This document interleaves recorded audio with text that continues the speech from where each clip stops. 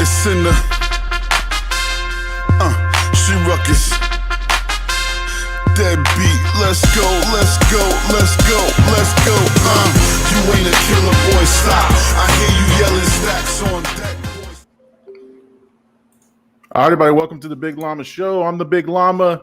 Hey, we're live. We're live on Facebook. We're live on YouTube, and we're live on Twitch.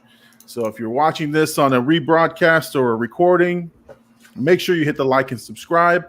Make sure when you subscribe that you become a member of the Llama Nation. And then also you can hit the little bell notification so you know when we post videos. Again, we are live on all three platforms, Facebook, YouTube, and Twitch. And we will be taking your questions live on the air as we are broadcasting, and we'll even shout you out. No super chats, no dollars have to be paid. You just comment, and we will recognize you. Today we have a very, very special guest. We have my boy Blackout AD, who's joining us all the way from Colorado.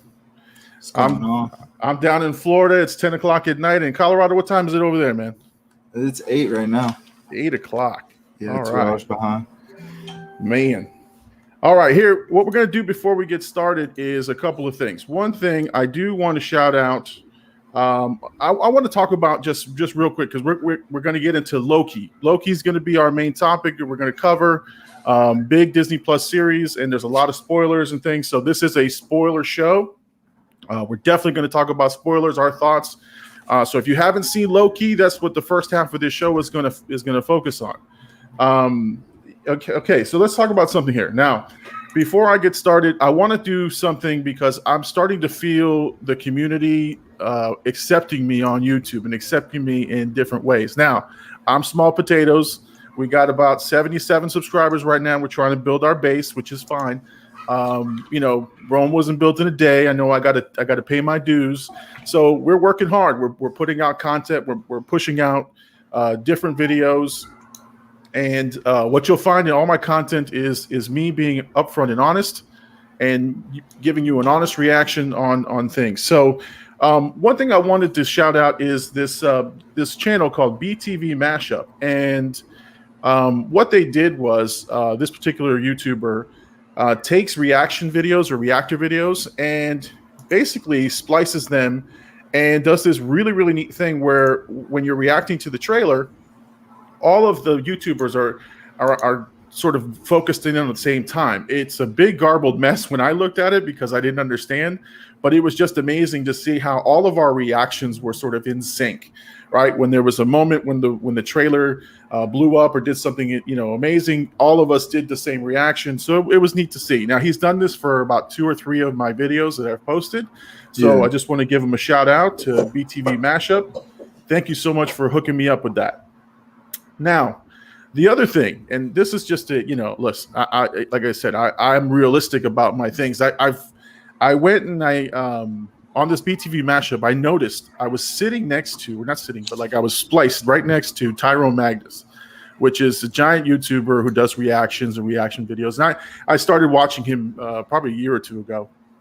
But I shouted him out on Twitter, and I said, hey, I got to sit next to a YouTube legend, and I shot him out, and he liked my tweet. So, I was fanboying for a little bit. I was really, really like, oh my God, I went running out of the room. I went to my kids like, Tyrone Magnus is my bestie. I'm telling you, he's my best friend now. And they laughed at me, and they're like, really? You had a conversation with him? I'm like, nah, he liked my tweet.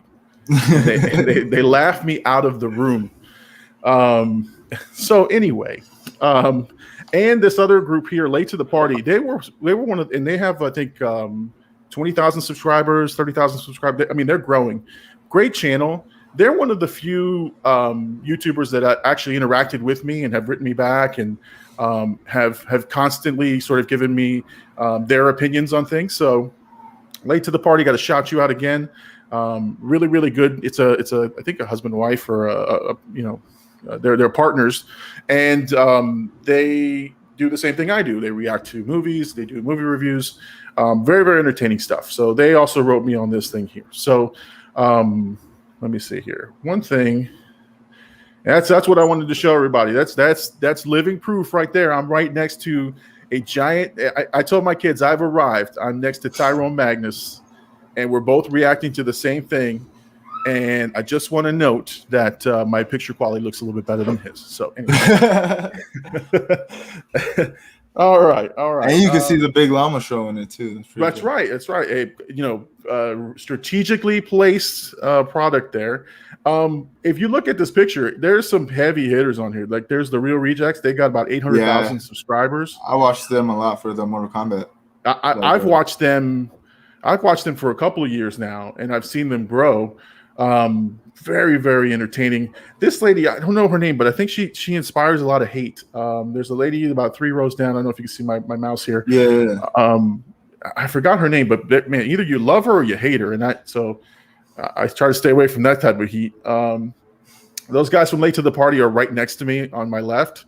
So again, I wanted to start just by shouting out these guys because I'm telling you it's something amazing when the YouTube community, I don't know if they accept me, but when the YouTube community just at least acknowledges my existence.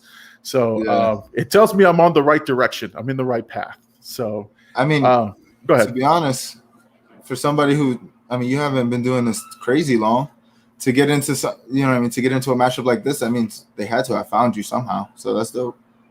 Yeah. This was for the Snake Eyes trailer? Yeah, that was for Snake Eyes. I think he did it for the old trailer, the movie Old, and there was one more. I can't think of it off the top, but I was excited. I was like, well, man, and what this does, and this is why it's important to make sure I shout him out, is those particular reactions got a lot more hits, and I don't know if it was a result of me being on this mashup, but I did get more hits. So.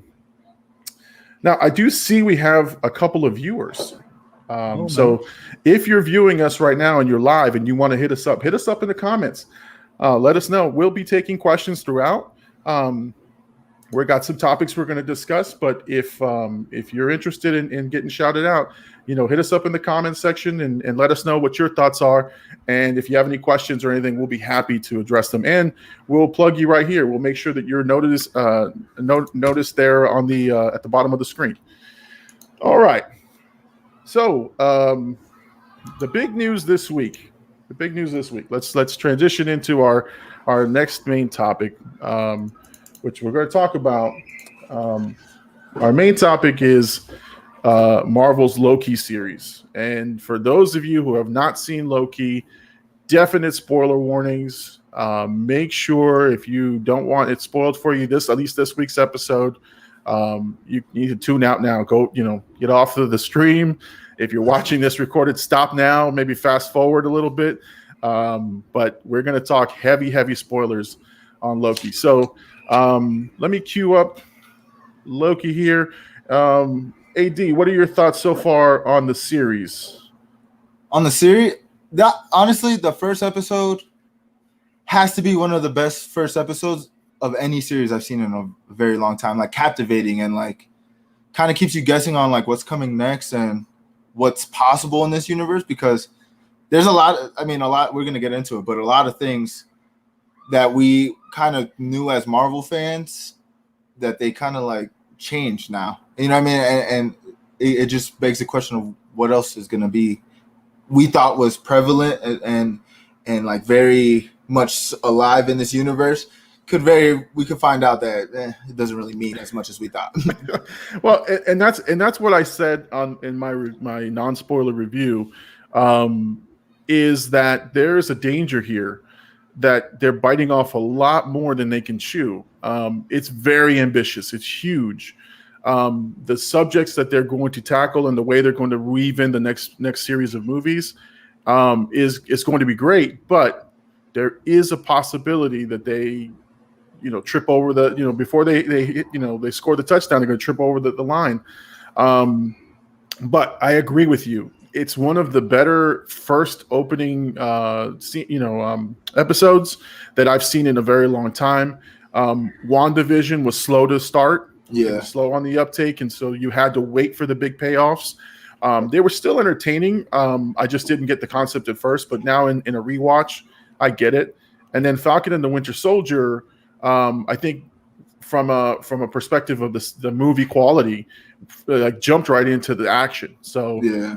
But there were still some things that you were kind of iffy about. But Loki, you know why? Loki started with the Avengers. And when you see that, the Avengers sort of pop up and then you sort of remember exactly what scene that is. Yeah. I mean, this is the opening shot of the episode. And so there is a quality and there's something there that is built in. So you didn't have to do a whole lot of remembering. You didn't have to, think back, oh, what was that? They put you right into the action right when it starts. So and it answers the question of where Loki went in Endgame, or when this was Endgame, right? When they did the timelines, I believe. Yeah. But it answers that question because in Endgame, he just takes the Tesseract and they never mention him again. So this kind of just literally just keeps you. I think the opening scene is probably a couple minutes after this scene itself. Yeah. I mean, like right there, it's look. And here's the thing: is that I remember watching Endgame, and like being in total dread, like oh, what happened to Loki? And I know they glossed over, and I thought, oh man, that's a hole in their plot, or that's a hole in their story, which it might have been. It might have been. But it gives Loki a natural progression. Like, okay, you can't just he's dead. He was dead in Endgame. When now he's alive and well. So again, I'm sure it was done purposely, but it perfectly transitions to the Loki series because now you have room to work with Loki, because it would have been really weird to resurrect him. Yeah.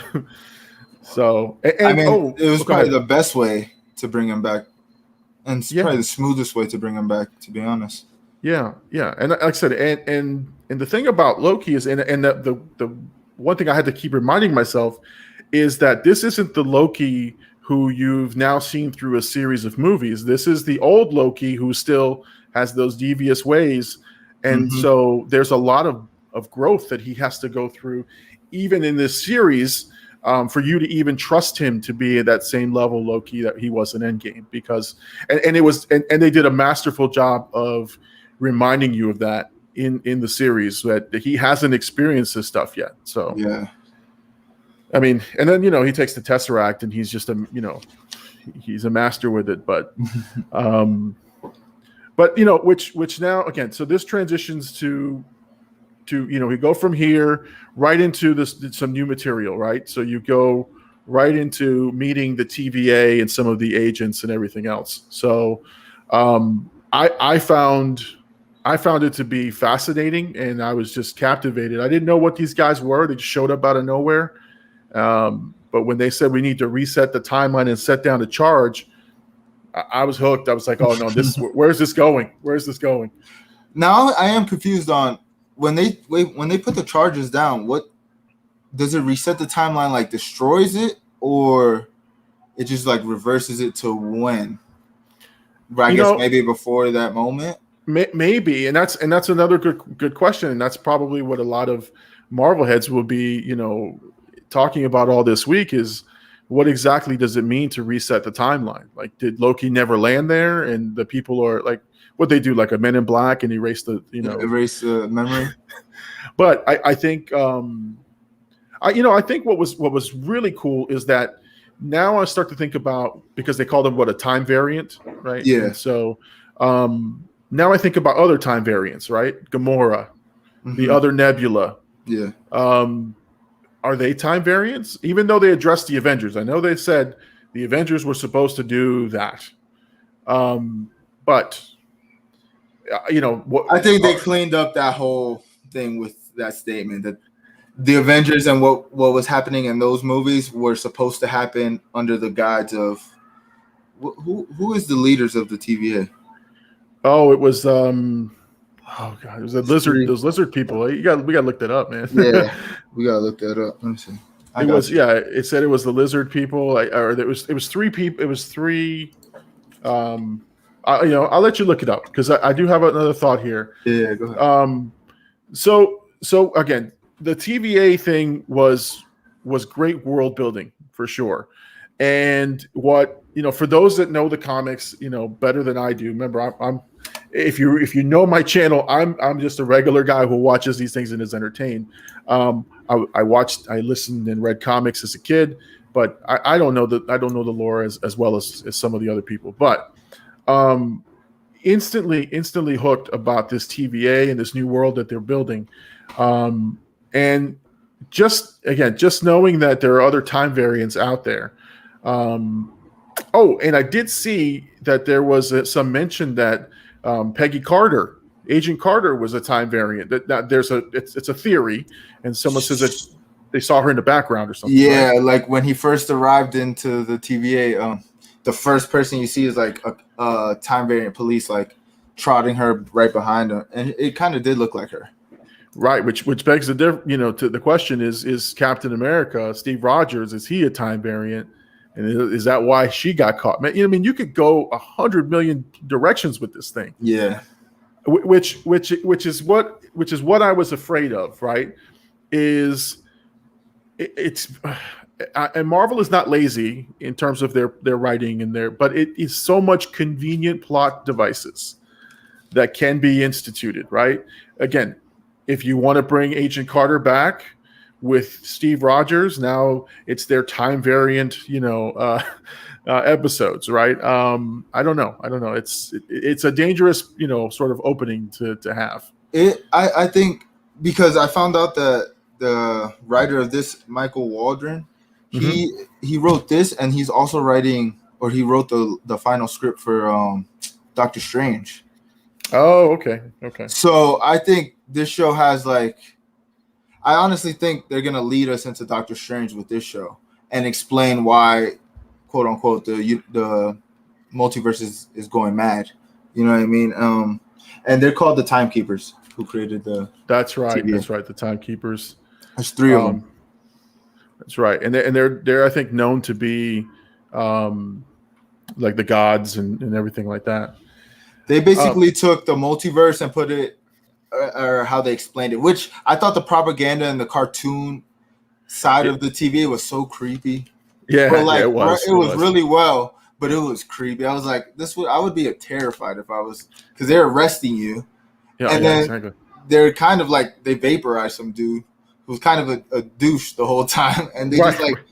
I'm curious as to where what happened, because they said the same thing. They reset him. Right. Like, where? And how did he get there? He has who is Loki. He? Yeah, who is it? He was like a stockbroker's son or something. I don't know. Like that again. That's the danger in doing this. But it makes for interesting TV. The one thing I will say, and we'll talk about, the TVA and Owen Wilson's character and who he's looking for, Mobius, what he's looking for.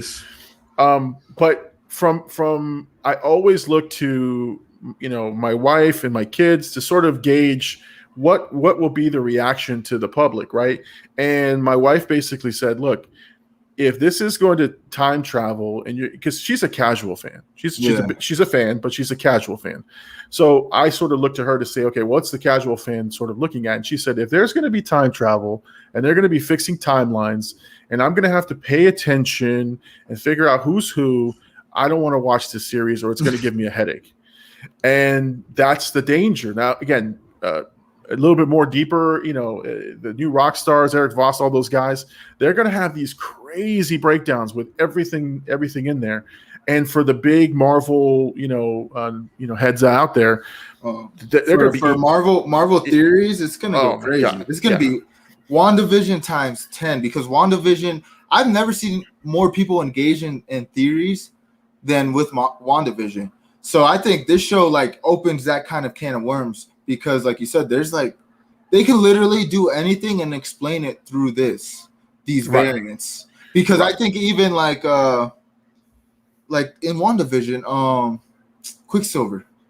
Oh yeah. He wasn't Quicksilver, so was he just a variant? Exactly. Hey, look, we got a commenter here. Berto Garcia is talking about it's fire. Berto.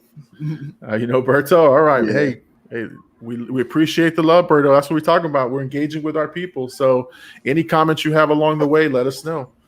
But yeah, you have again with the series, with Quicksilver, that to me was crazy because it was a Quicksilver from another movie series, and they said it was his brother, then it wasn't. I mean, that's the. But it's a helpful way to introduce other characters who they want to keep, right? Yeah. Because now they can turn them into Quicksilver and just say the boner dude is just a variant, and now we have Quicksilver in the universe. That's not her brother, because that technically would that be now is her brother a variant of him, or you know what I mean, or are they two different people? Oh, exactly, and so that again, who's going to have a field day with this? Deadpool. Yeah. Oh man. Deadpool's. I mean, the stuff writes itself for his movie. All this time variant, he's going to be joking about which variant are we in, which timetable. Hey, are you the right Quicksilver? That type of thing. I mean, I'm telling you, it sets it up perfectly for him.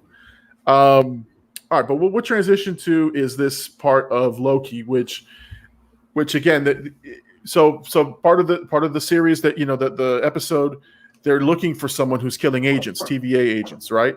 And so they ask, right, who's killing the agents? And this eyewitness points to this devilish-looking character, which I've seen online, people, saying it's Mephisto, which they said that's not going to happen. But in the series, right, they said, we're searching for you, Loki. Yeah. And so is that what Loki's looks like, that evil Loki? And this is... So I think it's just a representation of the horns. Right. That's what I do think, because there is going to be a variant Loki that I believe is like a president of some sorts, and he wears that old style crown as like I'm guessing like his crown. Yeah. So I'm thinking that's what it is. But like you said, the big reveal of the show was that they're using this Loki to find an even worse version of Loki, I guess. Right. A more evil version. And that evil version of Loki is stealing the reset, which begs the question, what do they really do? Right. Oh, exactly. And I think he's got 2 resets now. Has killed a bunch of agents. And if it's Loki from the medieval times, what other powers does he have? The Marvel theory is it's a woman version of Loki. Oh, that's right. There's a female Loki type character. So they're saying it could be her, and she's not as evil, but she is stealing these things, and there's going to be probably a switch. And a part of me wants to think that the TVA is bad in some form or fashion. Like I feel like they might be the main villains when it's all said and done. It might be a setup, right? They might be using Loki because he can do certain things to forward their agenda, and they may be nefarious in their plans. So, no, I agree. I think it can go a number of different ways. But let's talk about the one thing that pissed off a lot of Marvel fans. The Infinity Stones just sitting in a drawer, the Tesseract being picked up by, these random TVA agents, where the Titan Thanos had to have a gauntlet to wield this thing. These guys have it as one snap kills half of the universe, and the dude literally said some of them use them as desk weights, but he specified some of them, like not even everybody uses them. Like why would you? And he just opened the drawer and it was just filled with every Infinity Stone, and Loki's just like, you guys just keep this here, like yeah. But the great thing about it too, because at the same time that they pissed off everybody, it was a moment for Loki to sort of realize that the TVA is legit, right? At that point, he thought, okay, this is a grand illusion. You're playing games with me. But when he figured out that the Tesseract was useless, the Infinity Stones, they're just sitting as desk weights, and there's a ton of them. All magic is useless in the TVA, by the way. We didn't specify that. But and Loki definitely tried to use his tricks, couldn't get out of it. He was like, I think he was still, kind of like trying to like find his way out, weasel his way out, and he kind of does in a part of it. But you're right. At this moment, he did like realize how insignificant everything was that he thought this whole time, right? Which led to like one of my favorite scenes was him and Owen Wilson in the just like going through his life, and like it was great acting. I mean, you can see in his face the realization that he wasn't a very good guy, and then I think Owen Wilson's character Mobius made him say like, "Why do you do this?" And it was just a grand illusion. He just wants the illusion to be real, and so that he can. I think he's got it's more psychological, right? It's more trust issues. He's the adopted, frost giant son, that type of thing. But again, that's the great thing about this show. And so I think for people who love the show and think that these Infinity Stone scene pissed them off, I think you just have to be patient and see what becomes of it. Now, if they leave it at that the Infinity Stones are just, props, right? Relegated to the TVA's using, then then you have every right to be pissed off. But I think Marvel's smart enough not to just throw away all the lore that they've built up to this point about the significance of these stones. Yeah. Because even going back to Guardians of the Galaxy 2, Peter Quill's dad, Star-Lord's dad, said, "Hey, I've heard of the guy who can wield an Infinity Stone." And Thanos is looking for him. So like, there's got to be more to this. It's probably like if you were. the Infinity Stones do work on like our Earth still, right? So they're still like, it's just in the TVA that they don't work. I just think that they're showing with this scene and like showing them in there, like they just collect them like if they were bad kids and they took their cell phone away.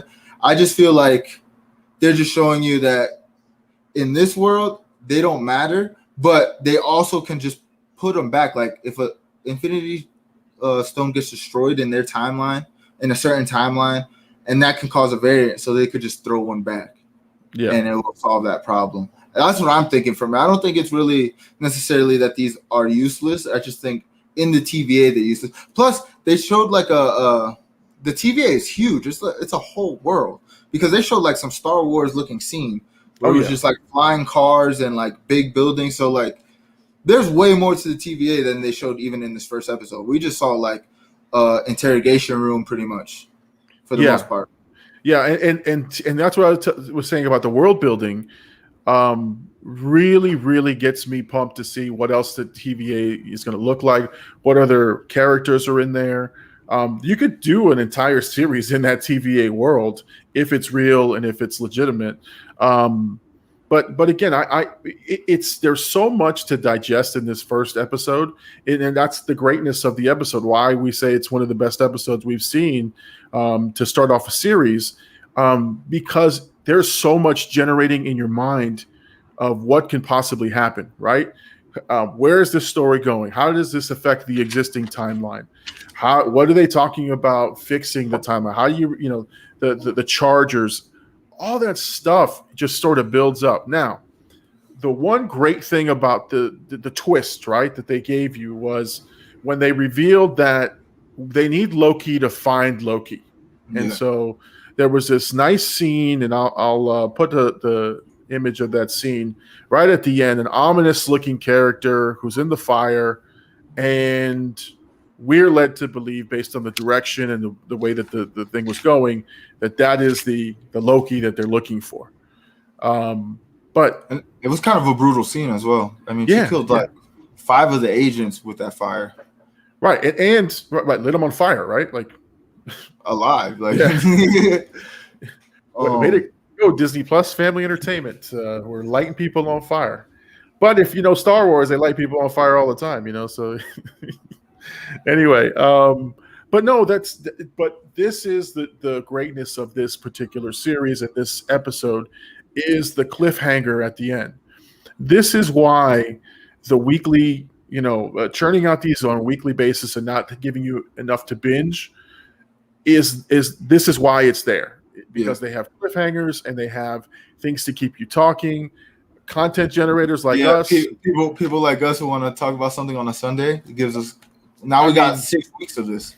Right. And so segue to our thing. We're gonna do 6 weeks of this. Like we're gonna, after every episode on a Sunday, we'll try to meet up and say, hey, let's talk about the episode and break it down. And I think we're gonna see some crazy stuff. Yeah.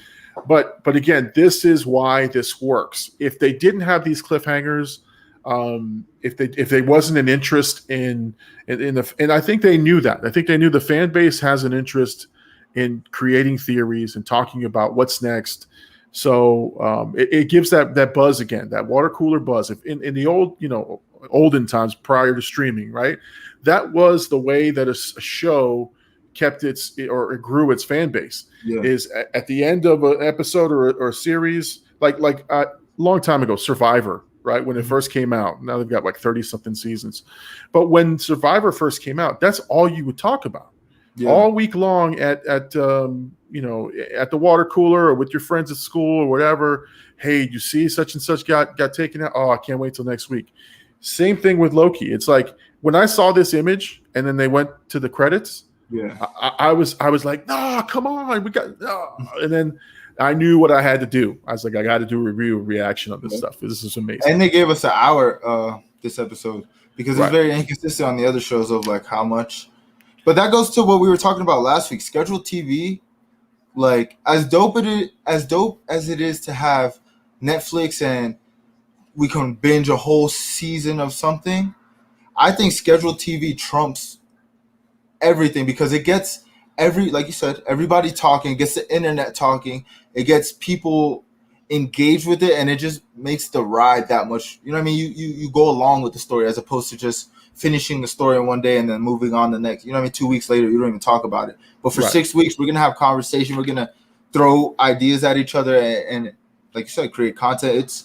Scheduled TV is definitely the way to go, and they're doing it right with like these Disney Plus series, especially because they're leading into like that. This is something that's never really been done before, where it's like multiple shows leading up to multiple movies that all connect. You know what I mean? Like they're really expanding the universe with these shows, and I mean they haven't missed yet, to be honest. And right, and Loki's what, 6 episodes, so it's like it's a 6-hour movie essentially. Yeah. Which you can't do. It would have been, part 1 and part 2, stuff like that. But you're right. The world building that they can do, the filling in the blanks, the feeding the content. And what I love about Marvel stuff is that even if you don't watch the Loki series, right? I'm sure you can hop right into Black Widow. You can hop right into Doctor Strange. Madness of Multiverse. You can do all this. You can pop right in, and they're not going to let you be lost. No. I think the only time you were a little lost if you weren't paying attention were Infinity War and Endgame. Yeah. And but that was the culmination of just 10 years of movies. Every story they told. Right. And even then, like if you just half paid attention, you'd see the severity and the weight of how big these moments were. So even if you were a casual fan, didn't know anything about any other movie, you'd still be in the moment. So yeah. So, but I love this because again, it gives something for the passionate Marvel fan who wants to know more and do more world building. It's just, what I the way I see it is, Star Wars missed its opportunity. Like Star Wars had so much time in between movies. Yeah. And while they were making the new series that they didn't do so well, they could have done these series in between. Like they missed that boat. Now Mandalorians fills in the blanks for them, which is great. Obi-Wan Kenobi series, but now you're going way back. Yeah. And so it's still entertaining as hell, but I just think that they missed the opportunity. Now Marvel is capitalizing on this Disney Plus and just running with it. So all right. So any predictions for the series for this Wednesday coming up? Anything you think is gonna happen? I don't know. I think we're gonna probably by the end of the episode we'll meet the bad Loki, but I think we're gonna go on an adventure and we're probably gonna meet like another version of Loki. You know what I mean? That's not necessary. I think or maybe we could probably meet like a couple versions of Loki before we meet the bad version, and we're probably gonna have to like which one, who's the bad one, because they're all tricksters essentially. So like we can't even trust our Loki. in a lot of ways. You know what I mean? Like you said, he's still. I mean, they try to do a very good job of like filling him in, and also like kind of giving him the same knowledge we got from our version of Loki. Right. So it doesn't feel like a different Loki, because now he knows he set his mom up, and now he knows that he kind of turned good towards before he died, and he went up face to face. He even watched himself, which I thought was like, it was no words, it was just expression. Some of the best expression acting I've ever seen. Like, because he watched himself die, and it was just like tears on instant, and like you felt like, damn, like this is how I go. And he was kind of talking about it earlier, how he was like, you know, he wants to rule, and he has goals and stuff, but he sees that his version and like his timeline and how it ends, because even right after he dies is like end tape, right? Which was kind of fucked up. Like, damn. It's like, all right, that's it. Yeah, but I think that gave him like a good realization of like, maybe it'll give him that he's a good guy or anti-hero maybe, but I also think there's still bad in him. You can't change him off of one day, and it took movies for our version of the Loki to become that guy that stands up to Thanos for, I guess, essentially good, not necessarily good, but you know what I mean. Right. And this would be like a genius move, right? What if Loki figures out how to run the TVA, or how to take these powers in the TVA, and then he becomes the big bad again? But I don't know. He's a beloved character, so I don't know that they'll do that to him. But you never know. You never know. This is a different Loki, so this is not the same one that we know. So I'm curious to see where they take the woman Loki. No. If they introduce her, that's a whole nother.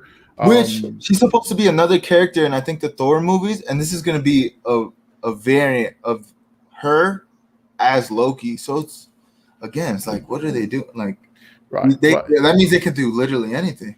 Right, exactly. And so the multiverse of madness is going to be just spectacular because they're setting it up so well. Like I said, WandaVision already set the stage for that one.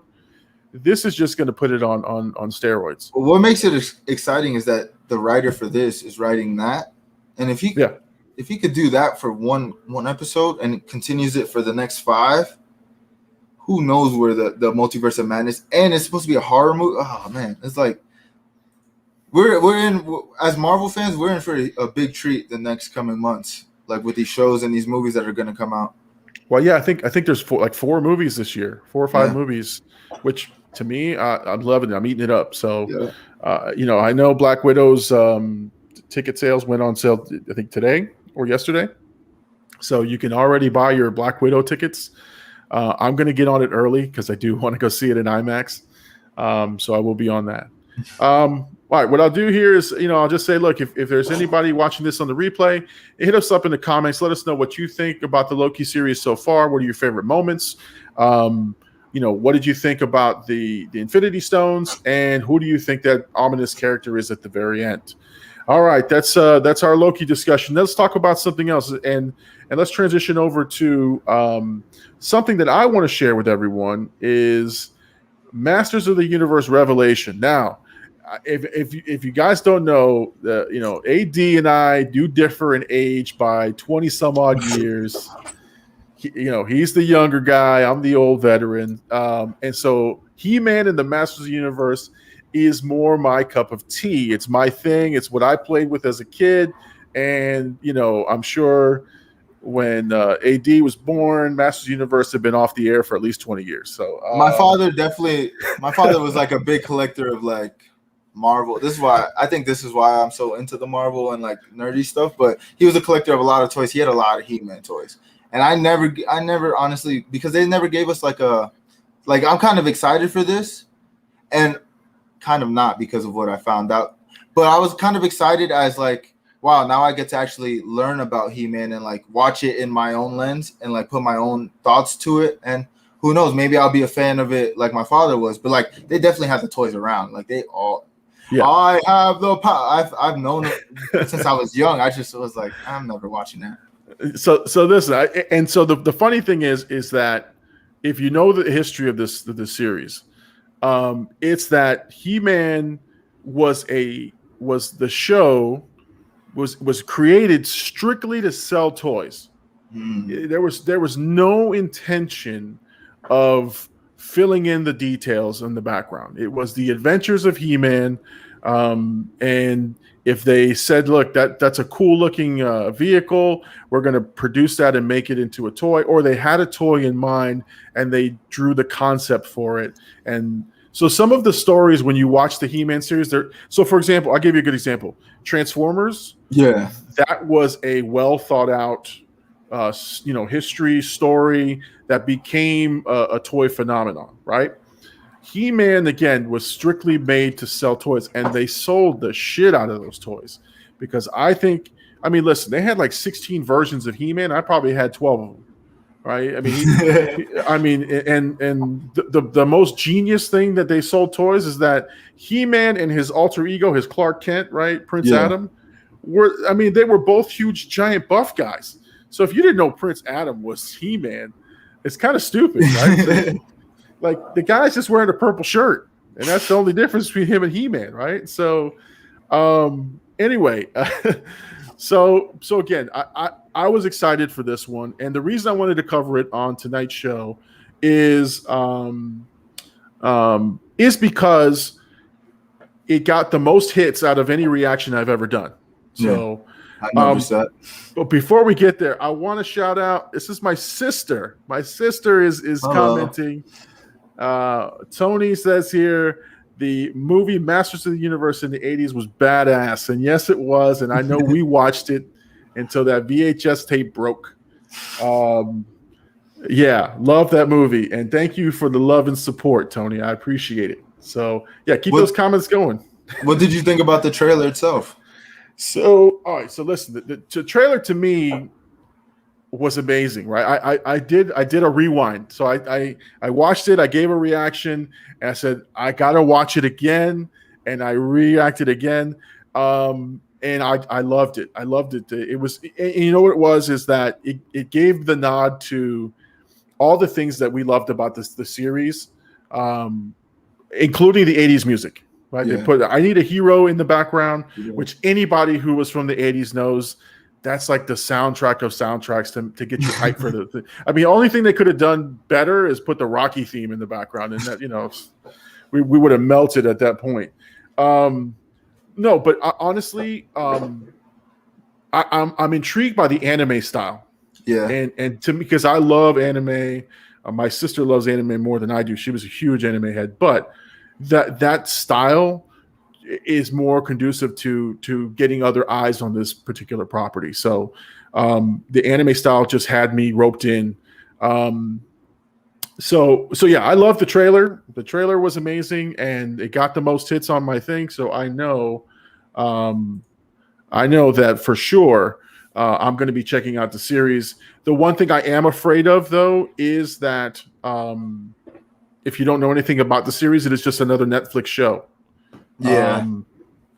Which I think is what happened to Castlevania. I think if you played the video games back in the Super Nintendo and NES days, I didn't even know it was a game. Right. So you would get into it because you knew about those games, but other than that, it's like, who else wants to watch that? So that's my fear.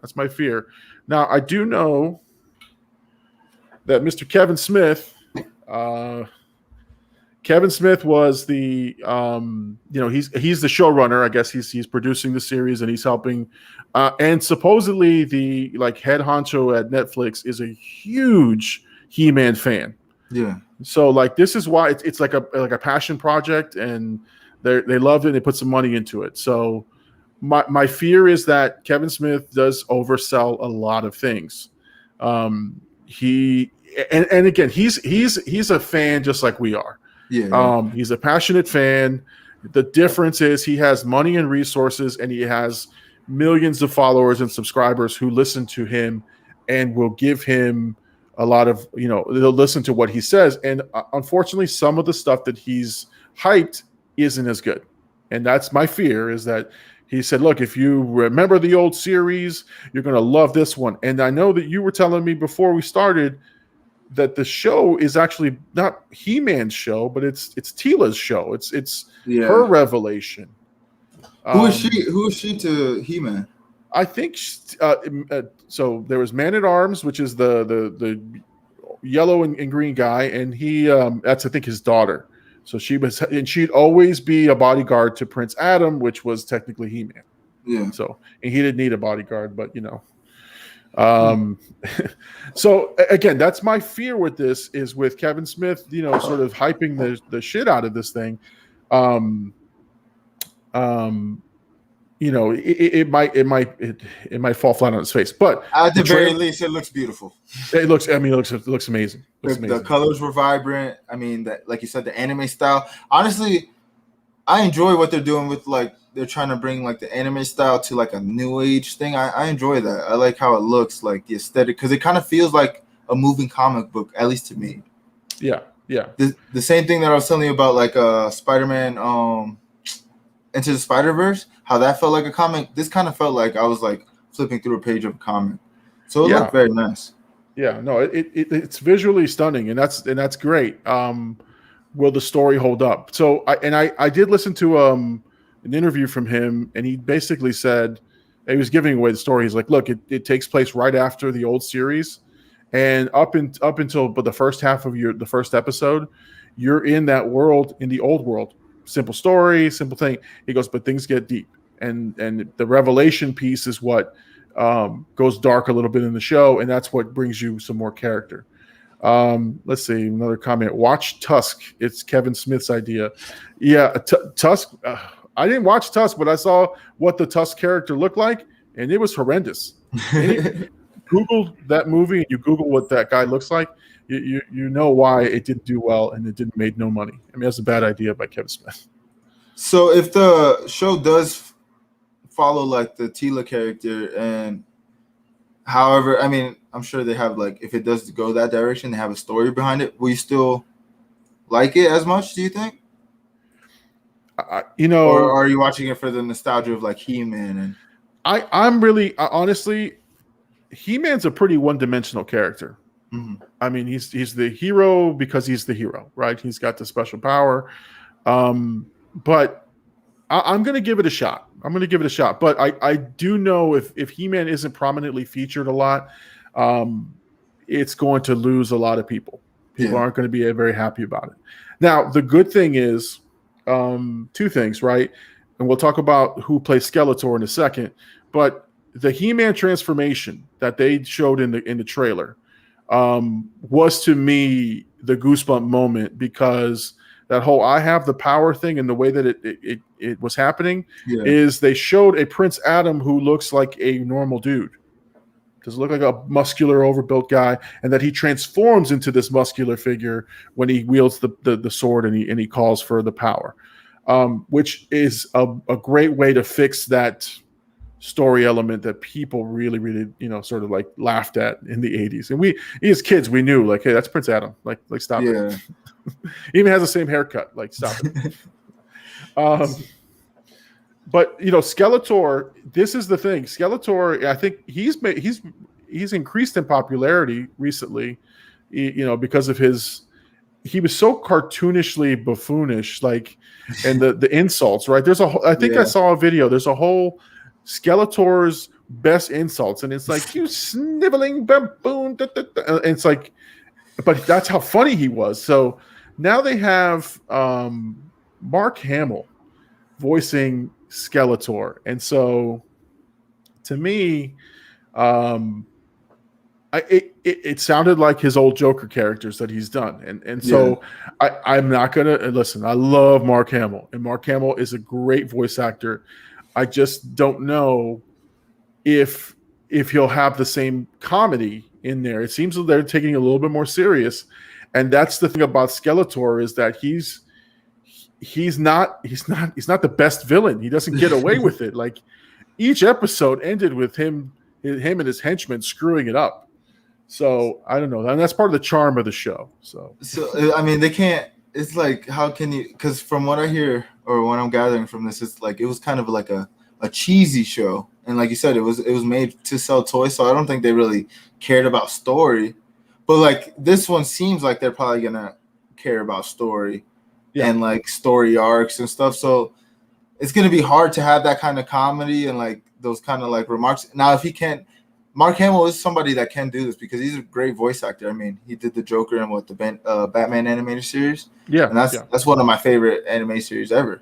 So I don't know.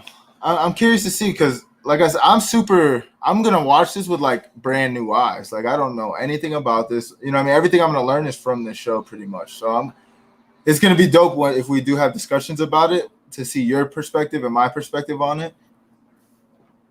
Yeah, and so this is this right here is one of the characters. There's Orko, which was a terrible character, and it's like the Jar Jar Binks of He-Man, essentially, right? Like hated universally, and now in the trailer they have him doing some badass shit. Like you're just like, that's Orko, and so you know.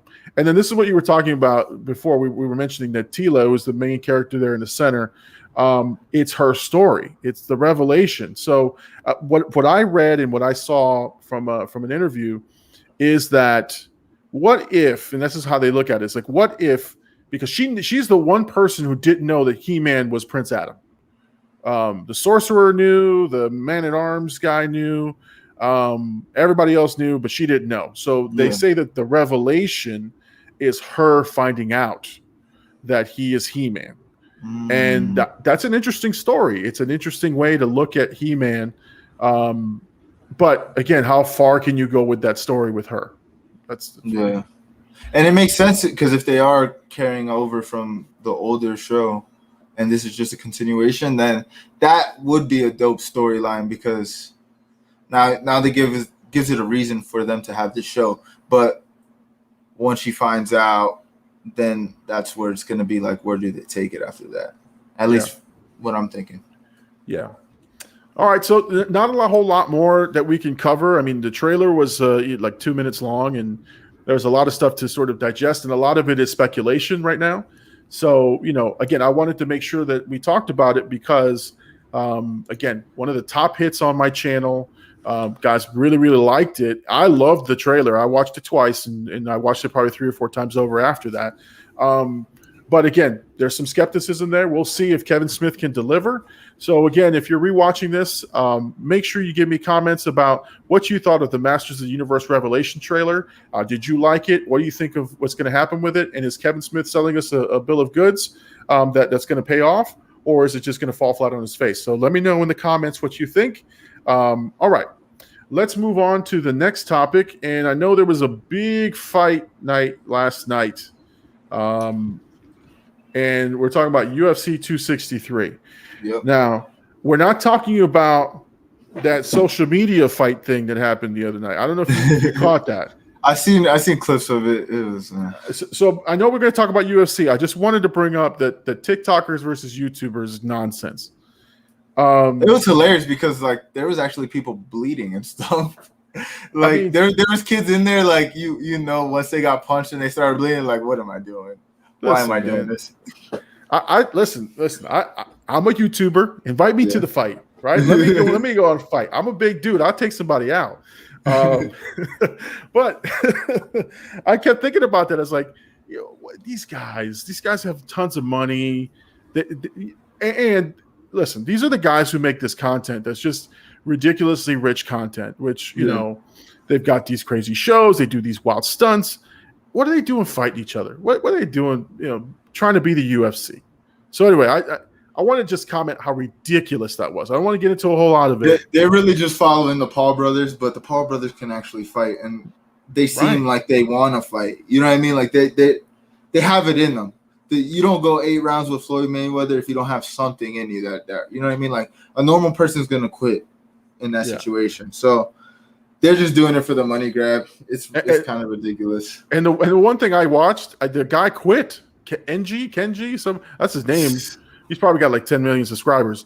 He quit. He quit in the middle of the match. He got punched in the stomach or something. He put his hand up. I'm good now. Like come on, man. That's embarrassing. At least as a man in a fight, knock me out. You go down. At least fake the knockout. Like let him hit you in the face. You fall down. I don't know. Hit him with the LeBron. All right. let's switch gears. Let's talk about real stuff here. Let's talk about UFC 263, a fight breakdown, and I mean, I watched the highlights, man, and I think that the Vettori fight went the distance, and the Moreno fight went with 3 rounds, right, with a submission. Yeah. So, and there was other stuff, and then Diaz was on the card, and he was bleeding everywhere. Yeah, I didn't watch. I only watched these 3 fights live, to be honest. But let's start with the Diaz Edwards fight. I thought it was a great fight. It's kind of Diaz is getting to the age. He's a warrior, right? He's gonna go out on the shield, and clearly he's hard as hell to knock out. But he's getting to the age where it's like, how do you just let him leave a fight like this? You know what I mean? Like, even in the press conference, and I've noticed it before, but like this press conference, he was like abnormally slow, like in his speech and like talking. And I'm like, eventually these beatings are gonna catch up to him. But in Nate Diaz fashion, yep. Leon Edwards is the top prospect for 170 and probably going to get a title shot, probably maybe not next fight for Usman, but fight after. Right. He won the first 4 rounds. Diaz starches the man with 1 minute left. Yeah. 1 minute left, starches the man where he's just wobbling. You can see it in his eyes, like he's like, oh, shit, like I got caught. I saw the fear in the highlight. I saw the fear in that man's eyes. He was like, I'm about to lose it. And he knew all he had to do was stay away from those punches. Yeah. And my God. I mean, he said it in the post conference interview, but I kind of thought of it as well. I was like, he probably was cruising that 5th and final round because he knew he watched him the first 4. So he was probably just cruising, and then he got caught with a haymaker because Diaz hit him with a nice 1-2, got right through his guard, like hit him, and then he did a good job of staying away. But I also thought Diaz just didn't attack. He could have finished that fight if he really wanted to. I mean, he had him on the ropes. And I don't think it would have been easy to finish Edwards, but he definitely had it to where he could have won the fight. And I was like, this is why people love Nate Diaz, and this is why he is a fan favorite, because of moments like he's getting his ass whooped for 4 rounds. Yep. And starches the dude with 1 minute left to the point where the dude is running away at this point, stumbling away, just so he don't get hit again, because it could have very well ended with 20 seconds left to the fight and Diaz come out a winner. And if Diaz wins, he gets a title shot right away because everybody loves him.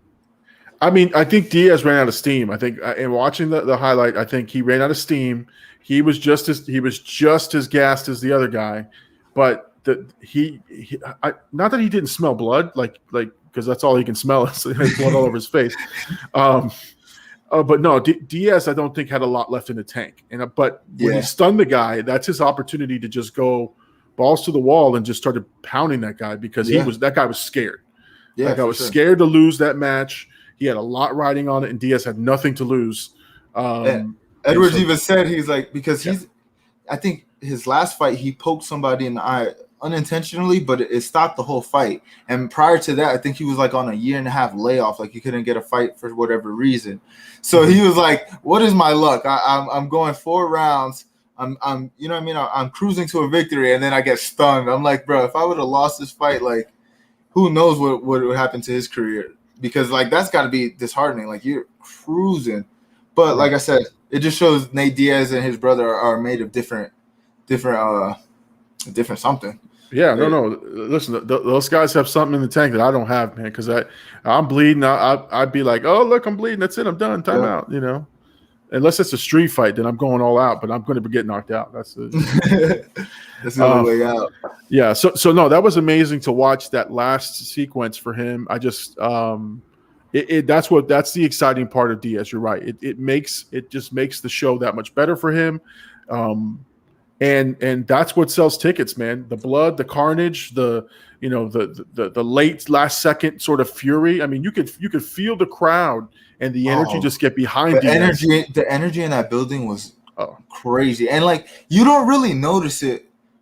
I mean, you didn't notice it before COVID because you didn't know what it was like to not have fans. But watching sporting events with COVID, and I love the fight islands, and I loved like it was intimate, like you know what I mean. But when you feel the energy, like you feel it through the TV, it's like, oh shit, like that's got to be a crazy feeling to, because a lot of these guys fought on Fight Island or with no crowd in the Apex. So getting that feeling of having the fans, that's why I was also kind of surprised too, because that was his moment to capitalize on it. You know what I mean? Finish the fight. And like you said, he probably was just gassed and he wasn't going to be able to put him down the way he wanted to. But I just feel like in that moment, in that stadium, you gotta take that energy from the crowd and finish the fight. And I mean, it was good. It was a great fight. It was entertaining too, even though Edwards was winning the whole time. Yeah, no. Diaz was doing a lot of a lot of nonchalant movements that you don't see a lot of people do. So it was good. Yeah, nonchalantly get punched in the eye and get gapped open again. But listen, I wonder if that was from his last fight, because I think his last fight was Masvidal. No, I think there was an elbow that Edwards caught him with over the top, right, and it just opened him up, and then he just started squirting. Yeah. Which to me, Edwards was catching him with a lot of elbows, like when they were in the clinch, and like as soon as they would break from clinch, he was hitting him like I think twice. He caught him with like a spinning back elbow, and I'm like, damn, that's gotta. So it's definitely elbows. Now that I think about it. Yeah, and then the switching gears to the Moreno fight, like Mexico's first UFC champion.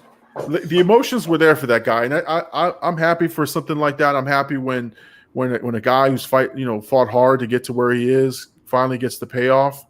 But the dude is I mean, just spectacular. Like the guy moves so fast. Yeah. I heard Chael Sonnen talking after the match that the speed in which he moves and the way that he dictates, and what he said is that the fight is a dance, right? And one of them is leading and the other one is following, right? So he moves so quickly and was dictating that match that submission was just there, and that you can tell that guy Figueiredo was like, hey, I'm done, it's over. The Figueiredo thing. So like, I don't know if you saw their last fight.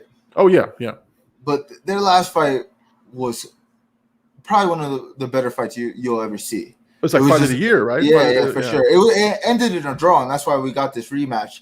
But Moreno said after that fight, he went into a 6-month camp and just prepared because he knew he was going to get the rematch because it was such an electrifying fight that it was like there was no other. And plus, even Figueiredo, like I feel like as a champion, you kind of feel like they gave him. For him, it's not good to get a draw. For Moreno, it's dope because he didn't lose to the champion. He's still in contention for the fight. But for Figueiredo, it shows that he didn't do enough to win because most of the time they give the champion the benefit of the doubt.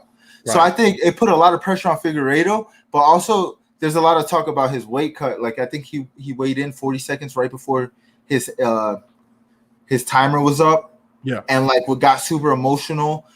But the thing was, I think the fight, and Moreno definitely mentioned this in the post-fight interview, but I think the fight was won during the whole week lead up to this because there was a lot of like Figueiredo was like trying to make there a narrative of like this is like I'm gonna finish this guy, like he shouldn't even he doesn't hold a candle to me, like he shoves him in the ceremonial face off. He shoves him, and Moreno said like when he shoved me, I knew I was gonna win that fight because you knew he was already in his head, and there was a lot of like there had to be some kind of pressure or like I don't know. It just felt like Moreno came into this fight way more confident than Figueiredo did. And Moreno knew he was going to win it and knew he had the tools capable because he even mentioned that he went for a choke, couldn't get it. And he's like, in the past, I would have like tried to force that choke. But he said this time I kind of just waited for him to give me the opening again. And then I got it, slipped it in and finished the fight. Yeah, rematches tend to favor, the guy who lost sometimes because there's just a lot more that can be learned from your mistakes, right? So I think in the first match, I think Moreno was taken for lightly, I think, and I think that's what. So then you're on the defensive, and that's why I don't think he could muster enough to show that hey, I beat this guy, solidly here. I don't need to play, and I don't need to fight him again. And so Moreno did his homework, and I think that and his speed. I mean, but I mean that it was very impressive to watch him do that and just sort of end the match, and then the emotions and the fight, the post fight, stuff. You can see it. This was a labor for him. This was a big match for him. Yeah. It opens up huge opportunities for him, and I'm sure the payday was great. So he. Can I do think what helped him. What helped him with the draw though was he got to experience what it was like to be a champion because of that fight. Because he didn't win, but he didn't lose. So they gave him more press. I mean, I'm sure he became a star after that fight. I mean, if he wasn't, I mean, to me, the kid is a star. Like you can see it in like how he talks in his interviews. He's super humble. He's nice. Like he wants to fight. Like he makes it clear he's fighting for his family, and like he's just a likable dude. He's got a lot of star qualities. And then after last night, like the way he did it, because it wasn't a close fight. It was a decisive. He won all 3 rounds pretty much. Yeah. And it was a decisive, like, I'm the champion now. And when he got up from the choke, I think that was like the most like human moment because there was no emotion on his face. Right. It was just like I think he was just like living in it. When he did like his little walk around, like he did a walk around the cage and then like kneeled, and that's when the emotions hit him right there. And like you could just, like you said, you see it and you just feel it. Like when somebody wins something or like teams win a championship, I personally get like super emotional about it. I'm like, man, that's like, because I think I've always chased like something like that in my own life. So like seeing other people chase and achieve their dreams is something that, you know what I mean? It's just a different feeling. And then the fact that he's Mexico's first mixed martial UFC champion, and like mixed martial arts, I mean, they're a huge boxing culture over there, but I feel like mixed martial arts has to be relatively new. I mean, I think they mostly had like Mexican American champions before. Right. It's a lot of boxing. Mexico has great boxers, and that's where they. But UFC stuff, MMA. Yeah, you don't see a lot of press for them, and it's huge. And you know what? I can remember, having the champion for the country, right? Like a country celebrates behind that champion. Yeah. It's a great feeling. I know he felt the pressure, and he said it. I think he said, "I'm a little chivato, I'm a little chicano, and I'm winning this title." I think in his post-game press conference. Yeah.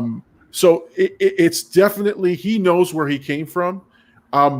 The fear I always have with guys like this is that the money becomes more than they can handle. I hope it doesn't do that to him. He seems like a pretty well-grounded guy, a family man. But in this sport, it will chew you up and spit you out, man. So hopefully he can stay on the path of focusing on his craft and not being worried about the paydays and the money and the extras that come with it. Because he's going to be a guy that, according to the experts, the one guy to watch and to keep, he's the champion now. And can he keep the title? Can he hold, can he maintain, this level of performance? So I think it's honestly huge for that division too, because me and my roommate, we watch fights like pretty much anytime there's a fight, we're watching it or like talking about it. Mm-hmm. And me and him both were like, I only knew about this dude because I watch all the buildups to like big fights, especially like when I love Adesanya, so I was like watching like the embeddeds and stuff, and you really see like Moreno's character and like who he is, and that's what made me a fan this week. But like prior to that, I seen the fight before and I thought it was a dope fight, but I didn't know nothing about them, and I didn't know nothing about the flyweight division. Like there's nobody, like I don't even know who's gonna chat like personally, and maybe that's just me, my lack of knowledge of it, but like I don't know who's next up for Moreno, you know what I mean? And when he's gonna fight, because he even said like he went in a 6-month camp. He's gonna take some time off for sure. Oh yeah, you know what I mean. So like the things that you're saying that could be bad for him could seep in this time off. Yeah. Well, and we're gonna talk about Adesanya and Vettori in just a second here. But the one thing I love about the UFC, and this is something that you just hit on there, is even like for me, a casual fan of the UFC, I don't watch it all the time, but when I sit down to watch it, the buildup and the hype video, right? The promo, I feel like I've known these fighters the whole time. I've been in the struggle with them, and so when I watched the promo videos for this fight, I was like, okay, I know his story. I'm ready to go. And you're right, that division, who's next? Who knows? Who cares? Yeah. We just know that we got a compelling character in Moreno who has the title. I do know I'm gonna watch him fight. That's all I know. Right. Whoever's against, I don't really care. Yeah, he's impressed enough to say, okay, now he becomes the one of the guys to watch, right? And so when you see his name on the card, you go, I got to check that out. So, okay, let's talk about Adesanya and Vettori. That one went the distance. I'll give you my thoughts on it. When I heard and I saw, right, because I love watching the because I don't know a lot about MMA and I don't know how people sort of are coached, but I love the post game where I saw that they talked about Vettori really didn't have a game plan, and that was his downfall because Adesanya had the leg kicks to sort of stop those heavy punches from Vettori, and so that was his game plan, and he mixed them up. He hit him with a combo, and I think he improved his grappling. Is what I was reading and seeing. So that's how Adesanya wins this match, and so Vettori just didn't have a plan. He just was going to do whatever he does, and had no combo, right? I don't think necessarily he didn't have a plan. It's just it seems, especially at 185, right? Like for Adesanya, he's coming off a loss where he fought the 205 champion, and I think that's what gave Vettori a lot of, because in their first fight, he was very successful in taking him down. He didn't do no damage, but he was definitely successful in taking him down. And he had a better, I guess, game plan. But also, Adesanya wasn't Adesanya at the time. I think that was his second fight in the UFC. Right. Adesanya at this point, and we seen it in this fight, right? Because Adesanya said he was like, I want to shut him out all 5 rounds.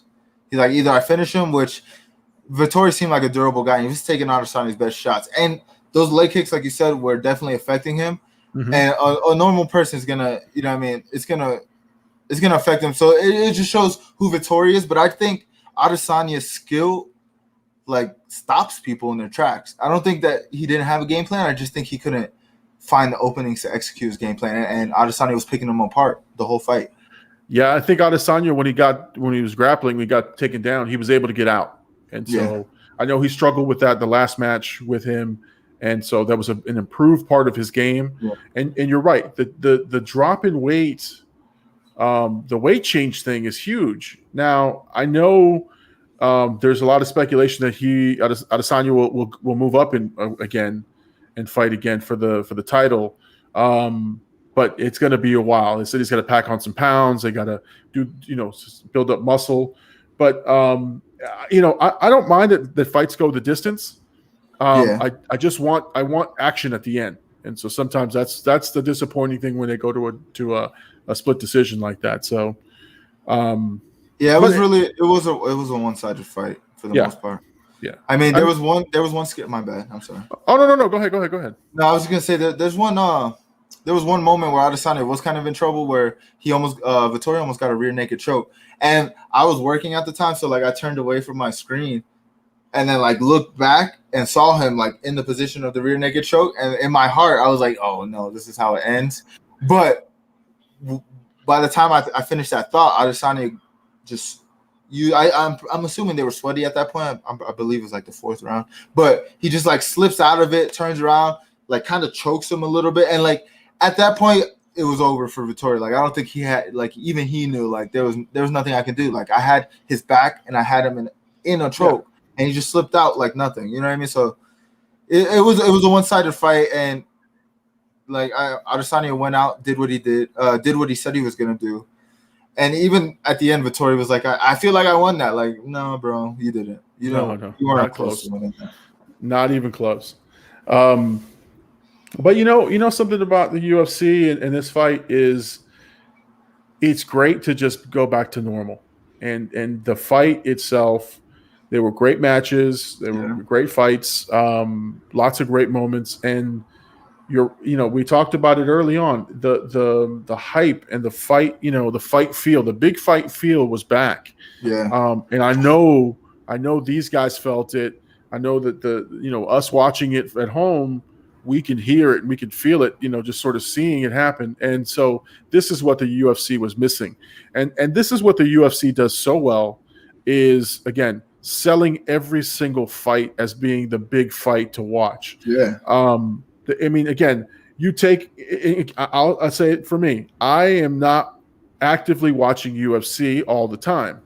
But if I catch a promo, if I catch something happening, I'm intrigued, and then I want to watch. And then it becomes this universal thing that we need, all of us need to watch it, right? Hey, you watching the fight this week? Look, we're even talking about it here on a channel that talks primarily about movies, but it becomes the topic of discussion that has to be at least covered to try to grab everybody, because it's just a great spectacle.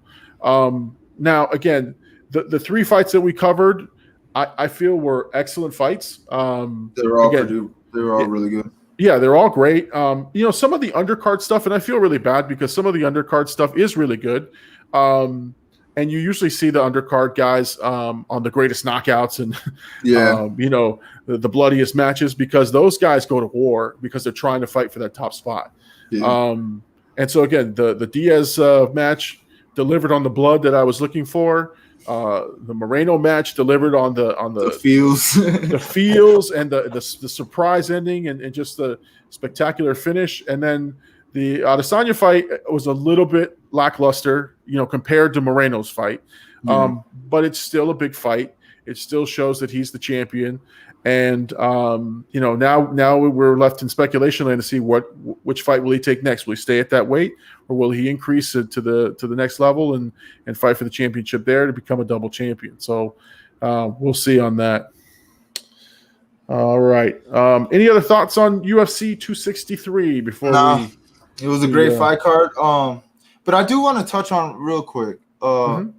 Just there's a lot of talk about especially with these YouTuber fights and these Logan Paul fights and stuff, that the UFC is not paying their fighters what they should be getting paid.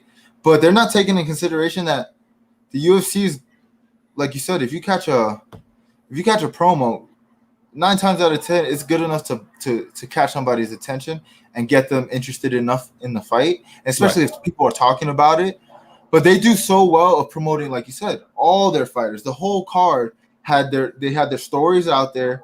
You know what I mean? And the UFC is doing this. It's not like they're like, hey, like in boxing, Tyson Fury, Deontay Wilder, these guys have to promote themselves.